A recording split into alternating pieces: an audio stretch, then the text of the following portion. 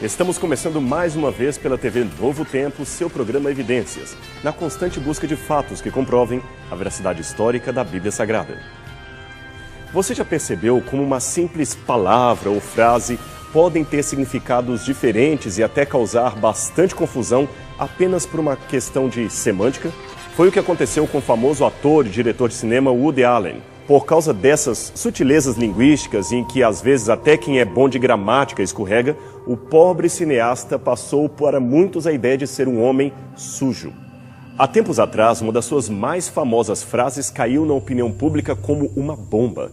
Ele disse: "Tomar banho é esnobismo." Agora imagine só como ficou a situação em círculos nacionais onde o banho diário é quase uma doutrina cultural. Você sabe, brasileiro não perdoa quem não toma banho todos os dias. Houve até quem comparasse Woody Allen com outro cineasta, o francês Jean-Luc Godard. Dizem os entendidos que ele só tomou banho em 1960, quando rodou o filme Acossado, e só foi tomar o segundo banho quando rodou outro filme em 1966. Bem, se é exagero essa história, eu não sei. Mas pelo menos Woody Allen, este sim, poderia ser redimido se o pessoal entendesse melhor o que ele quis dizer. No original inglês, a expressão de Woody foi to take a bath. Ora, bath é diferente de shower, que é banho de chuveiro. Bath é banho de banheira. O que ele disse é que tomar banho de banheira é algo muito esnobe. Banho de banheira não é o mesmo que banho de chuveiro. Mas pobre Woody Allen, por causa da semântica, ganhou a fama de Sugismundo. Saindo da situação hilária que acabamos de mostrar, podemos dizer que o mesmo risco de má interpretação acontece também com a Bíblia Sagrada. Esse livro, lembremos, embora divino e bastante atual, tem mais de 2000 anos que foi concluído. Isso sem contar que os seus primeiros livros foram escritos há pelo menos 3.400 anos. Ora, se muita coisa muda em 50 anos, imagine em milênios. Só para você ter uma ideia, no tempo dos nossos avós, derramar significava cortar ramas e não entornar um líquido como usamos hoje em dia. Portanto, constitui um grave erro pensar que, só porque a Bíblia é a palavra de Deus, ela pode ser lida prontamente, sem nenhum tipo de estudo que envolva a sua cultura, os seus costumes e as suas línguas originais. O que não significa, é claro, que Deus não revele verdades a pessoas simples. Uma coisa não anula a outra. Deus pode mostrar verdades a qualquer pessoa, mas em situações ideais, devemos lançar mão dos recursos que possuímos para evitar imprecisões na leitura. E isto se torna muito sério quando estamos falando da palavra de Deus. E além de sério, isso se torna muito mais grave quando estamos falando de pastores ou ministros religiosos de qualquer denominação que seja. Mesmo os estudantes de teologia ou padres e pastores recém-formados deveriam estar atentos para isso. Sendo assim, vamos no programa de hoje dar alguns exemplos de como o conhecimento da antiga cultura do Oriente Médio, bem como do grego e do hebraico, ajuda na compreensão de muitas passagens que se encontram na Bíblia Sagrada. Vamos começar pelo grego e ver como ele pode ajudar a resolver algumas aparentes contradições do livro inspirado. No livro de Atos, capítulo 9, temos a história de como Paulo, ofuscado por uma luz divina que o cegara, caiu de seu cavalo enquanto seguia para a cidade de Damasco. Paulo, naquele episódio, estava perseguindo os cristãos e nutria a intenção até mesmo de matá-los, se preciso fosse. Foi aí que Jesus lhe apareceu no caminho e, em virtude desta visão majestosa, Paulo se converte e se torna um seguidor de Jesus Cristo. Pois bem, Atos 9, verso 7, relembra a cena e diz que os companheiros de Paulo ouviram a voz, mas não compreenderam o que era dito. Já em Atos, capítulo 22, verso 9, dependendo da versão que você tiver em mãos, é dito que os companheiros de Paulo não ouviram a voz. Isto é uma contradição. Como entender isso?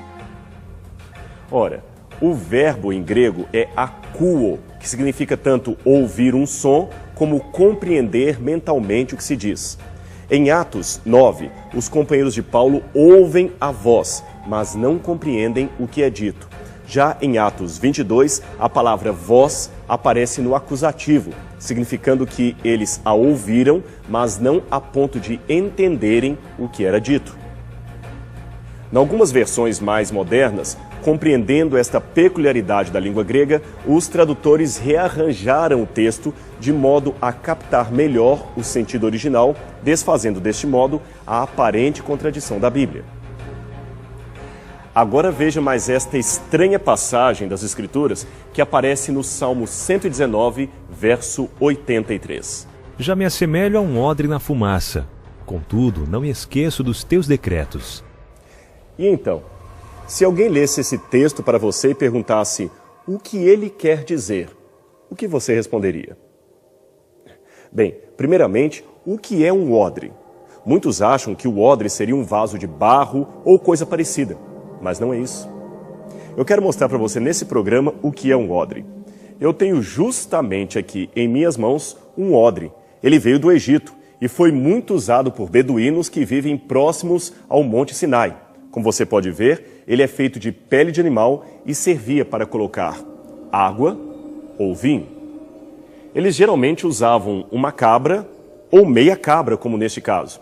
O que eles faziam é o seguinte: eles geralmente degolavam a cabeça do animal, tiravam aqui todas as suas entranhas, depois curtiam o couro, aí costuravam as patas de modo a torná-lo uma bolsa hermeticamente fechada e estava pronto para o seu uso. O couro ajuda a manter o líquido numa temperatura agradável, como se estivesse quase dentro de uma geladeira. Uma temperatura que seria impossível num deserto que pode chegar a mais de 40 graus na sombra. Além disso, o fato de ser de couro e não de argila facilita o transporte, pois não corre o risco de se quebrar, como acontece com os vasos. E assim, se quebrasse, perderia o precioso líquido do deserto, que você sabe é a água. Mas havia uma situação para a qual os homens do deserto deveriam estar atentos. É que o odre pode e fica velho. Jesus, certa vez, usando um odre como elemento pedagógico, ensinou: não se põe vinho novo em odres velhos. Do contrário, rompem-se os odres, derrama-se o vinho e os odres se perdem. Mas põe-se vinho novo em odres novos e ambos se conservarão. Mateus capítulo 9, verso 17. Ora, o vinho novo que Jesus fez referência é o vinho não fermentado. E quando você coloca um vinho não fermentado dentro do odre, em pouco tempo ele vai começar o processo de fermentação e criará gases que o expandirão. Mas nesse caso não tem problema, porque o couro se estica e tudo fica bem. Agora, quando o odre, como este aqui, já está bem velho, o couro perde a sua elasticidade. E aí então, o vinho novo, se colocado dentro dele, ao expandir pela fermentação, vai fazer com que o couro rasgue e o sujeito perderá tanto o vinho quanto o odre que possuía.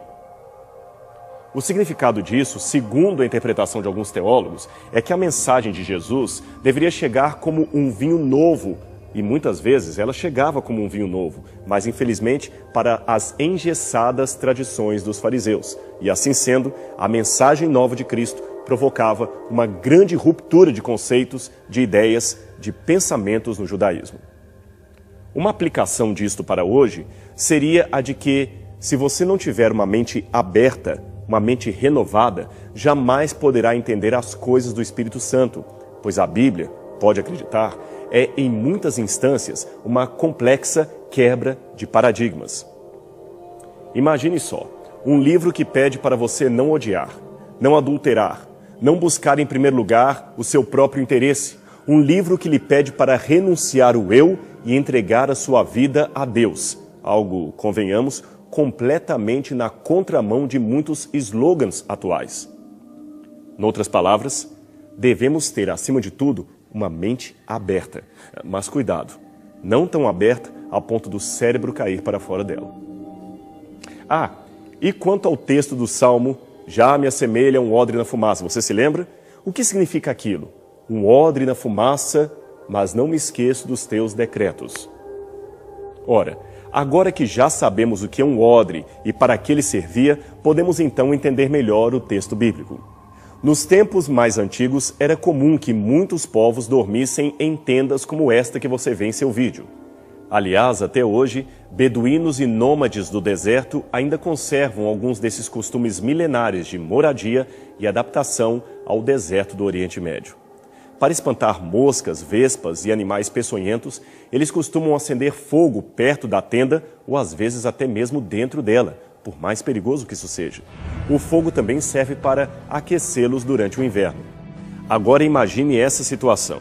Nesse contexto, odres velhos eram pendurados no teto da tenda ou do lado de fora dela para servirem de remendo. Como não servem para colocar líquido, eles são eventualmente cortados e o seu couro é usado para consertar sandálias ou tapar algum buraco da própria tenda.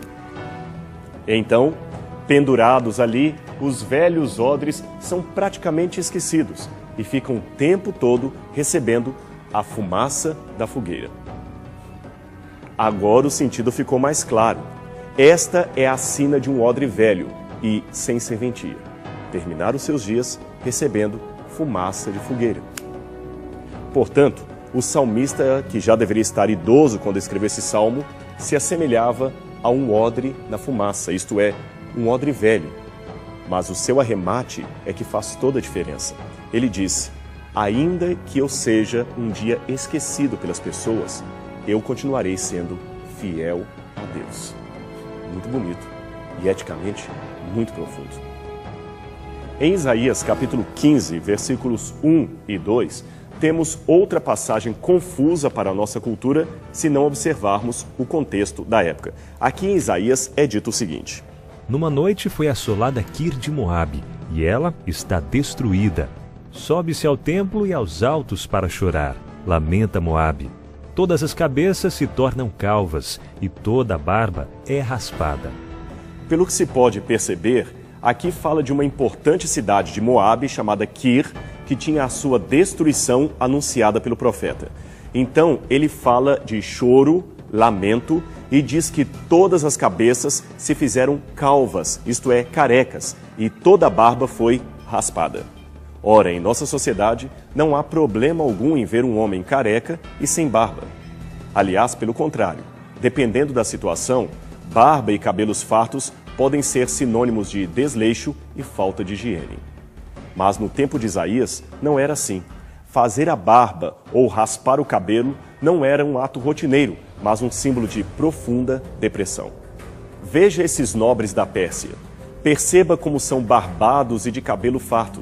O mesmo padrão se repete no busto do rei da Assíria e também nesta antiga estátua do deus Hermes. Repare os cabelos em forma de trança. Aliás, de acordo com um outro episódio descrito em 2 Reis, capítulo 2, versos 23 a 25, envolvendo nesse caso o profeta Eliseu e algumas crianças, perceba que eles zombavam do profeta por ele ser calvo. Notamos então que não ter barbas ou cabelos era, naquele tempo, motivo de zombaria e deboche coletivo. A mesma atitude encontramos nas comédias gregas de Aristófanes, que viveu no V século a.C. Nos tempos antigos, portanto, cabelo farto e barba longa eram um sinal de dignidade e muito respeito social. Agora, é claro que havia exceções. Esta questão poderia variar de povo para povo, de tempo para tempo. Os egípcios, por exemplo, preferiam manter-se depilados no rosto e no corpo inteiro. Essa imagem de um escravo nos dá uma ideia. Note que ele não tem barbas e certamente era careca, por isso usa essa touca ou, em alguns casos, uma peruca. Viu como era uma cultura diferente no caso dos egípcios? O mesmo valia também para o faraó. Salvo o fato de que, neste caso, quando ele estava em ofícios reais, não abria mão de usar um cavanhaque postiço, como este que você vê aqui nesta estatueta, representando a sua dignidade real. Também é possível que algumas profissões exigissem que o indivíduo se barbeasse por completo. É o caso de sacerdotes e médicos da Mesopotâmia que, por questões cerimoniais, tinham a cabeça completamente depilada. Como eu disse, o assunto poderia variar com o tempo e o lugar. Mas nos tempos do Novo Testamento, Paulo escreveu que seria uma desonra para um homem ter cabeleira comprida. Isto está em 1 Coríntios capítulo 11, verso 14. Já no Antigo Testamento, personagens como Sansão e Absalão são descritos como símbolo de beleza e perfeição física por causa justamente dos longos cabelos que cada um possuía. Agora, de acordo com o que lemos em 2 Samuel, capítulo 10, versos 4 a 5, alguém que corta em público a barba do outro o humilha profundamente. E isto era muito comum em casos de guerra. Noutras situações, porém, a raspagem voluntária da barba poderia ser um sinal de luto, tristeza, como é o caso do profeta Ezequiel, que barbeou-se como símbolo da vindoura destruição de Jerusalém. Com isso em mente, fica mais fácil você entender Isaías capítulo 15, quando fala de pessoas barbeadas e carecas como sinal de desgraça e humilhação coletivas. Existia o caso ainda daquele que fazia o voto de Nazireu, não permitindo que sua barba e seus cabelos fossem sequer aparados até a data do cumprimento ou do término desse voto. Depois disso, esse sujeito que havia feito o voto de Nazireu se depilava, entregava os cabelos e o pelo da barba ao sacerdote como sacrifício para com Deus. Você pode ler isso na Bíblia em Números capítulo 6, versículos 5 a 21. Existe também uma lei no livro de Levítico que diz o seguinte: Não cortareis o cabelo em redondo, nem danifiqueis as extremidades da barba. Levítico capítulo 19, verso 27. Muito se tem discutido sobre o significado desses versos e algumas correntes religiosas, talvez por desconhecerem o contexto da época, fizeram deste texto a base para proibir que homens cortem as suas barbas, mas o sentido original parece ser outro. O contexto parece mostrar vários ritos pagãos praticados pelo povo cananita. Um deles, inclusive, consistia em ferir-se com facas para expressar sentimento de luto. Deus, é claro, queria livrar os hebreus desse tipo de comportamento fanático, por isso proibiu-lhes cortar a barba em rituais pagãos, como faziam seus vizinhos de Canaã. Este é o único motivo do mandamento, e não há ali nada que pareça proibir alguém de outra época ou contexto de usar um barbeador ou retirar pelos de seu rosto. Já diziam os antigos, um texto fora de contexto gera um pretexto.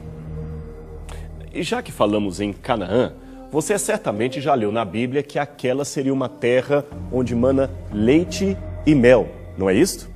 Mas ali a Bíblia está fazendo referência ao leite de cabras e não ao leite de vaca, pois as cabras, sim, eram animais mais comuns no ambiente do deserto. E quanto ao mel? Bem, embora eles também conhecessem o mel de abelha, ali refere-se mais propriamente ao mel da tamareira, que é uma árvore muito abundante no país. Aliás, eu trouxe aqui uma tâmara, fruto da tamareira, para mostrar para você. Ela produz um mel muito doce e agradável. Essa fruta e o seu mel eram tão apreciados que chegava a ser um costume dar para uma menina o nome de Tamar, que significa tâmara. Interessante, não é mesmo? A Bíblia mostra pelo menos 3 mulheres que tinham esse nome de Tâmara. Uma seria a nora de Jacó, a outra seria a filha de Davi e a terceira a filha de Absalão. Vamos terminar os nossos exemplos mostrando um costume egípcio que ilustra muito bem algo também mencionado na Bíblia Sagrada. Aqui você tem a imagem de casamento do faraó Tutancâmon. Note que ele tem um pé descalço e o outro calçado com uma sandália. O mesmo se passa com a princesa, a sua esposa. Ela também tem um pé calçado e o outro descalço. Veja, a Bíblia não prescreve esse rito, mas o pressupõe. Em Rute 4, verso 7, lemos: Este era, outrora, o costume em Israel quanto a resgates e permutas. O que queria confirmar qualquer negócio, tirava o calçado e o dava ao seu parceiro. Assim se confirmava um negócio em Israel. O elemento negociado em Rute também era um contrato de casamento, e a cena do rei Tutancâmon ilustra muito bem esta situação de tirar a sandália para firmar um negócio. A Bíblia é um livro fantástico, não é mesmo? Rico em cultura, história, teologia e, acima de tudo, rico em revelar aos homens a vontade de Deus. Eu espero que você tenha apreciado o programa de hoje. Noutra oportunidade, traremos para você novos exemplos da cultura do Antigo Oriente Médio que ilustram as várias passagens da Bíblia Sagrada. Mas o nosso programa está terminando e agora é hora de dizer até logo. Mas na semana que vem nos encontraremos novamente aqui para mais um estudo da Palavra de Deus. E lembre-se, evidências você só tem aqui na TV Novo Tempo, o canal da Esperança. Até semana que vem.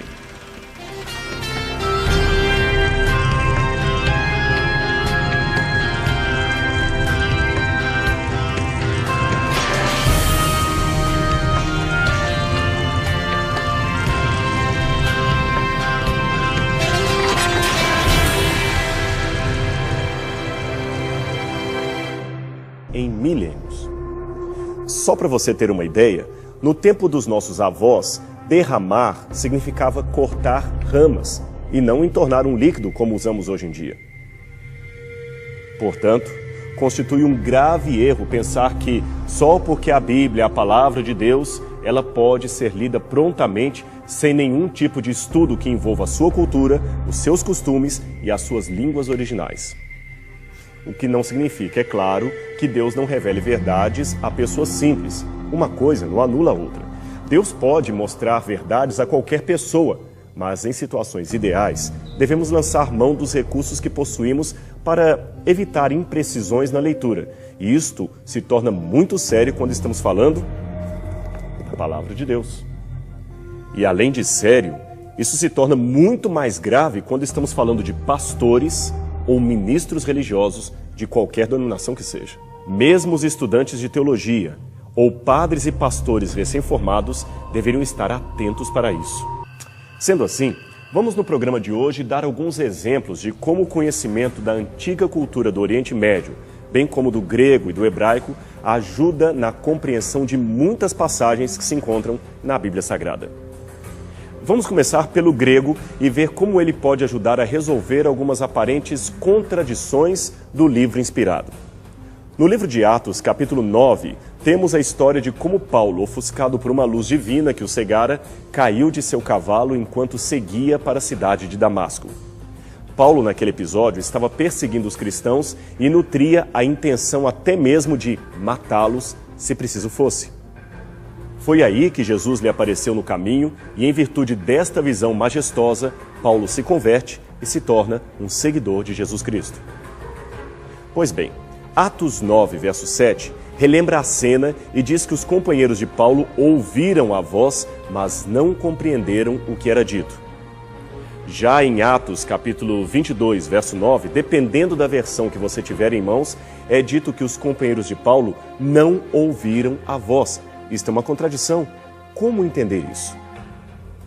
Ora, o verbo em grego é akouo, que significa tanto ouvir um som como compreender mentalmente o que se diz. Em Atos 9, os companheiros de Paulo ouvem a voz, mas não compreendem o que é dito. Já em Atos 22, a palavra voz aparece no acusativo, significando que eles a ouviram, mas não a ponto de entenderem o que era dito. Em algumas versões mais modernas, compreendendo esta peculiaridade da língua grega, os tradutores rearranjaram o texto de modo a captar melhor o sentido original. Não era um ato rotineiro, mas um símbolo de profunda depressão. Veja esses nobres da Pérsia. Perceba como são barbados e de cabelo farto. O mesmo padrão se repete no busto do rei da Assíria e também nesta antiga estátua do deus Hermes. Repare os cabelos em forma de trança. Aliás, de acordo com um outro episódio descrito em 2 Reis, capítulo 2, versos 23 a 25, envolvendo nesse caso o profeta Eliseu e algumas crianças, perceba que eles zombavam do profeta por ele ser calvo. Notamos então que não ter barbas ou cabelos era, naquele tempo, motivo de zombaria e deboche coletivo. A mesma atitude encontramos nas comédias gregas de Aristófanes, que viveu no V século a.C. Nos tempos antigos, portanto, cabelo farto e barba longa eram um sinal de dignidade e muito respeito social. Agora, é claro que havia exceções. Esta questão poderia variar de povo para povo, de tempo para tempo. Os egípcios, por exemplo, preferiam manter-se depilados no rosto e no corpo inteiro. Essa imagem de um escravo nos dá uma ideia. Note que ele não tem barbas e certamente era careca, por isso usa essa touca ou, em alguns casos, uma peruca. Viu como era uma cultura diferente no caso dos egípcios? O mesmo valia também para o faraó. Salvo o fato de que, neste caso, quando ele estava em ofícios reais, não abria mão de usar um cavanhaque postiço, como este que você vê aqui nesta estatueta, representando a sua dignidade real. Também é possível que algumas profissões exigissem que o indivíduo se barbeasse por completo. É o caso de sacerdotes e médicos da Mesopotâmia que, por questões cerimoniais, tinham a cabeça completamente depilada. Como eu disse, o assunto poderia variar com o tempo e o lugar. Mas nos tempos do Novo Testamento, Paulo escreveu que seria uma desonra para um homem ter cabeleira comprida. Isto está em 1 Coríntios capítulo 11, verso 14. Já no Antigo Testamento, personagens como Sansão e Absalão são descritos como símbolo de beleza e perfeição física por causa justamente dos longos cabelos que cada um possuía. Agora, de acordo com o que lemos em 2 Samuel, capítulo 10, versos 4 a 5, alguém que corta em público a barba do outro o humilha profundamente. E isto era muito comum em casos de guerra. Noutras situações, porém, a raspagem voluntária da barba poderia ser um sinal de luto, tristeza, como é o caso do profeta Ezequiel, que barbeou-se como símbolo da vindoura destruição de Jerusalém. Com isso em mente, fica mais fácil você entender Isaías capítulo que há de povo para povo, de tempo para tempo. Os egípcios, por exemplo, preferiam manter-se depilados no rosto e no corpo inteiro. Essa imagem de um escravo nos dá uma ideia. Note que ele não tem barbas e certamente era careca, por isso usa essa touca ou, em alguns casos, uma peruca. Viu como era uma cultura diferente no caso dos egípcios? O mesmo valia também para o faraó. Salvo o fato de que, neste caso, quando ele estava em ofícios reais, não abria mão de usar um cavanhaque postiço, como este que você vê aqui nesta estatueta, representando a sua dignidade real. Também é possível que algumas profissões exigissem que o indivíduo se barbeasse por completo. É o caso de sacerdotes e médicos da Mesopotâmia que, por questões cerimoniais, tinham a cabeça completamente depilada. Como eu disse, o assunto poderia variar com o tempo e o lugar. Mas nos tempos do Novo Testamento, Paulo escreveu que seria uma desonra para um homem ter cabeleira comprida. Isto está em 1 Coríntios capítulo 11, verso 14. Já no Antigo Testamento, personagens como Sansão e Absalão são descritos como símbolo de beleza e perfeição física por causa justamente dos longos cabelos que cada um possuía. Agora, de acordo com o que lemos em 2 Samuel, capítulo 10, versos 4 a 5, alguém que corta em público a barba do outro o humilha profundamente. E isto era muito comum em casos de guerra. Noutras situações, porém, a raspagem voluntária da barba poderia ser um sinal de luto, tristeza, como é o caso do profeta Ezequiel, que barbeou-se como símbolo da vindoura destruição de Jerusalém. Com isso em mente, fica mais fácil você entender Isaías capítulo 15, quando fala de pessoas barbeadas e carecas como sinal de desgraça e humilhação coletivas. Existia o caso ainda daquele que fazia o voto de Nazireu, não permitindo que sua barba e seus cabelos fossem sequer aparados até a data do cumprimento ou do término desse voto. Depois disso, esse sujeito que havia feito o voto de Nazireu se depilava, entregava os cabelos e o pelo da barba ao sacerdote como sacrifício para com Deus. Você pode ler isso na Bíblia em Números capítulo 6, versículos 5 a 21.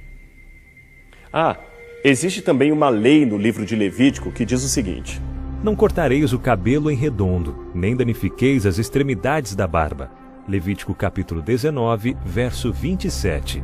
Muito se tem discutido sobre o significado desses versos e algumas correntes religiosas, talvez por desconhecerem o contexto da época, fizeram deste texto a base para proibir: eu continuarei sendo fiel a Deus.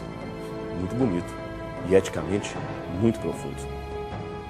Em Isaías capítulo 15, versículos 1 e 2, temos outra passagem confusa para a nossa cultura se não observarmos o contexto da época. Aqui em Isaías é dito o seguinte: Numa noite foi assolada Kir de Moabe, e ela está destruída.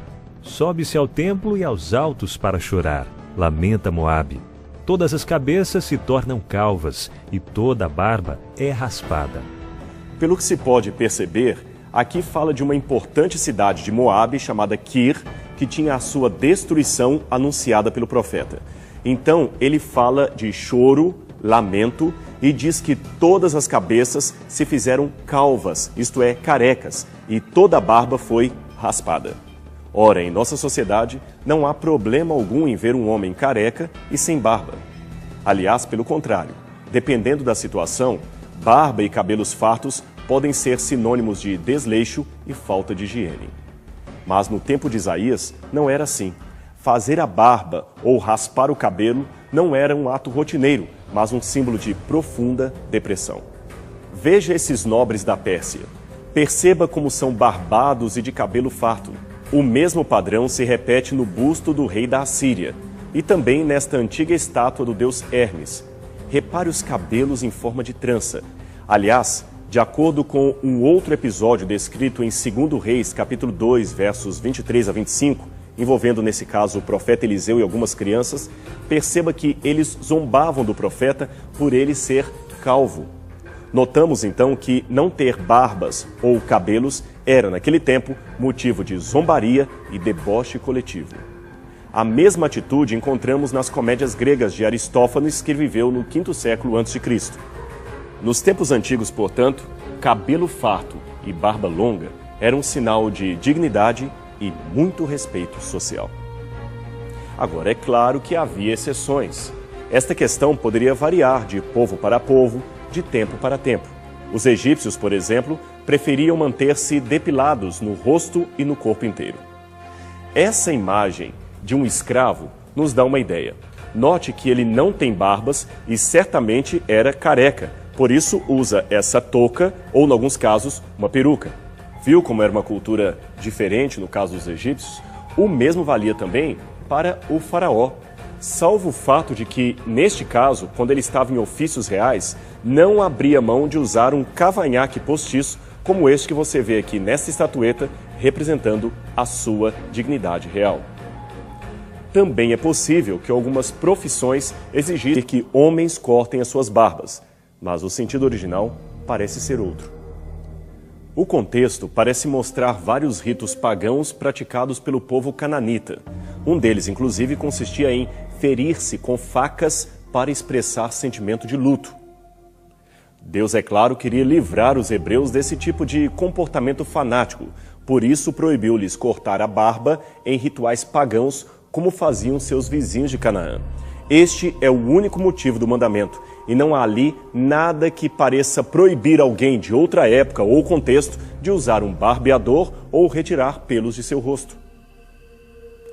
Já diziam os antigos, um texto fora de contexto gera um pretexto.